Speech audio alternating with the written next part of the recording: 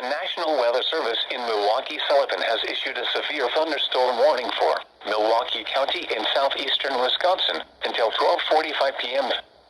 At 12:02 p.m., severe thunderstorms were located along a line extending from near Germantown to near East Troy, moving east at 55 miles an hour. Hazard, 60 miles an hour wind gusts. Source, radar indicated. Impact, expects damage to roofs, siding, and trees. Locations impacted include Milwaukee, West Allis, Wauwatosa, Greenfield, Oak Creek, South Milwaukee, Cudahy, Whitefish Bay, Greendale, Brown Deer, St. Francis, Hales Corners, Fox Point, Bayside, West Milwaukee, Franklin, Glendale, River Hills, Milwaukee Hohen Bridge and Shorewood. This includes the following locations: Schlitzow-Dobbin Nature Center, Border Botanical Gardens, General Mitchell International Airport, Timmerman Airport, Frodert and the Medical College, and Visser Forum.